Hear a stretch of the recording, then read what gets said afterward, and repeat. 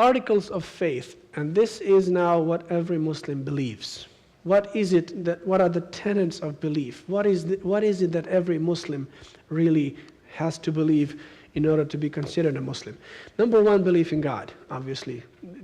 Islam, along with Judaism and Christianity, is the monotheistic religion that believes in one God. This is the continuation of the same message, and I'm sure many of you have read at least something about Islam, and that know that Islam believes in the previous prophets, in all of the biblical prophets that were the prophets of God, that God sent these people to teach their fellow people that there is only one God, and this God should be worshipped, and there should be morality, and there should be justice in the world. The very same message from the first man in the world and the first prophet, according to Islam, again, as in form of Adam, Prophet Adam, peace be upon him, and his wife Hawa, or in English or in Bible, Eve.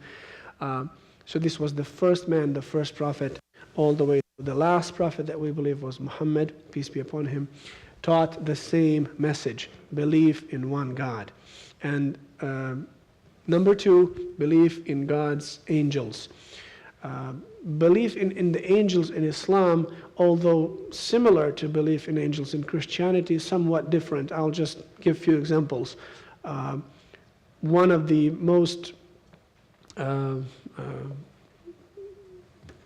renowned, if you wish, or angels that Muslims are mostly familiar with. When you say angels, one of the names that will firstly come to the mind is the angel Gabriel, the one who, Jibreel in Arabic, who was bringing the message, the revelation from God to the prophets, Adam, Moses, Jesus, and concluding with the message of the Quran to the Prophet Muhammad.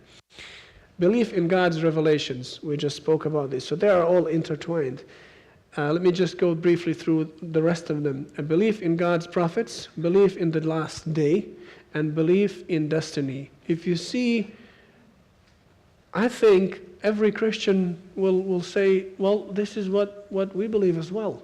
The only difference, therefore, is that we believe that Muhammad is the last messenger, and Jesus, or Isa alayhi salam, there were no prophets between two of them, around 600 years of time.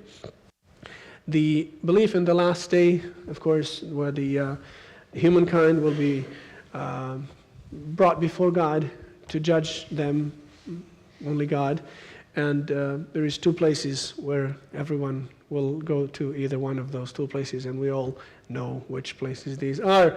Belief in destiny. There has been a question in the early Islamic history of two ends in terms of belief in destiny. Is there a free will or a predestination? And this was one of the early questions in early Islamic history. Do we really have a choice, or it's all programmed by God and we really have no input in that? The Islamic understanding of the belief in destiny is that God is the all-knower, all-wise, all-powerful, and there is nothing that can be hidden from God, even our choice. Although we have the free will to choose, that cannot be hidden from God. It's a little bit difficult to understand because, again, in Islamic scriptures or Islamic texts, the way it is explained is that the word in Arabic language for the mind or the intellect is aql, and it means something that is tied. In other words, there is a limit to our understanding as human beings. So our limit is that there is God, and then there is destiny, and then that we have free will. Our knowledge cannot encompass God's knowledge. We cannot know as much as God knows.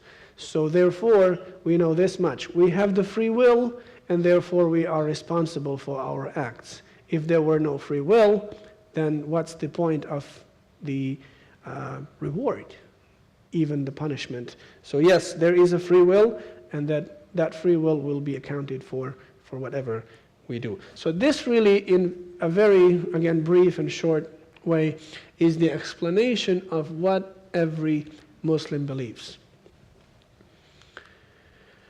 Sharia law, the word of the day. Sharia law is kindness towards neighbors is a fundamental principle among other principles of Sharia law.